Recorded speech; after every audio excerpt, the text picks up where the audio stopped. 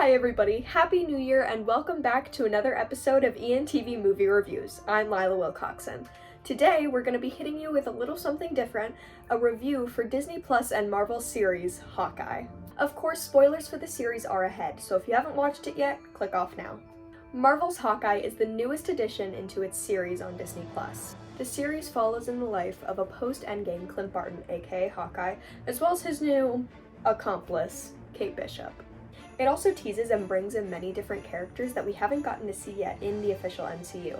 It brings in characters from comics that we haven't yet gotten to see, as well as some Netflix Marvel characters. For example, it brings in Maya, aka Echo, who will soon be getting her own series in Disney Plus in the coming years.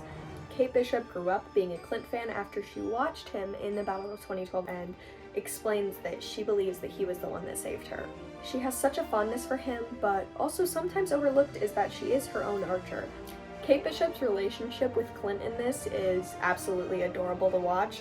Despite the emotional range that it has, it also brings in that nice comic relief, like when Kate comes to his apartment and gives him the Christmas that he can't yet have with his family.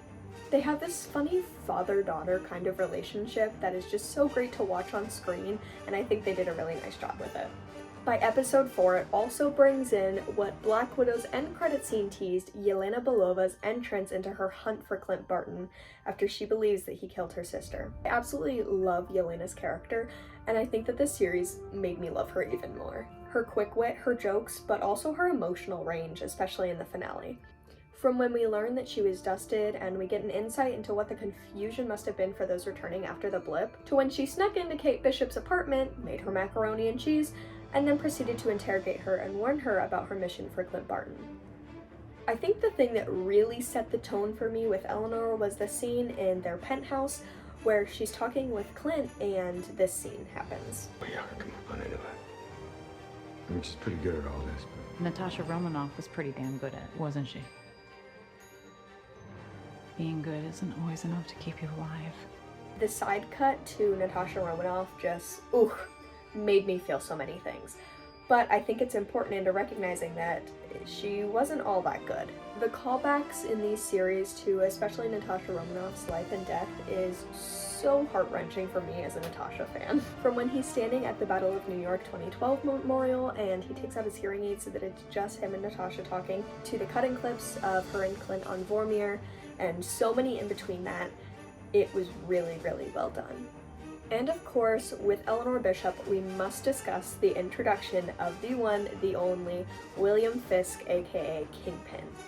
There is going to be a brief spoiler for No Way Home here, so if you haven't seen it yet, click pause or turn your volume down.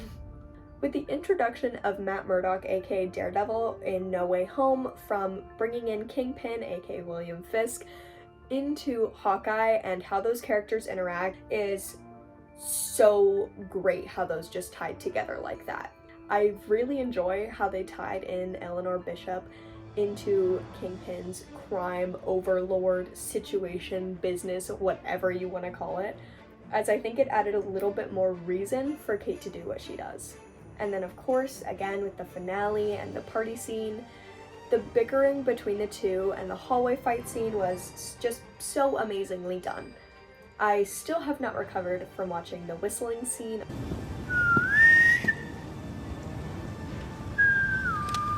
on the ice between Clint Barton and her, and I honestly think it was a much, much more emotional and better way, in my opinion, to have her not kill Clint Barton, but rather for them to connect over the instance of Natasha Romanoff. Although I'm gonna be honest, I pretty much loved every episode, the finale was definitely my favorite. It was the perfect mix of heartwarming, action-packed, teasing things for the future, and closing things off as well. You can catch Hawkeye the series on Disney Plus right now, and an assembled episode for it will be coming out soon. For ENTV, I'm Lilah Wilcoxson.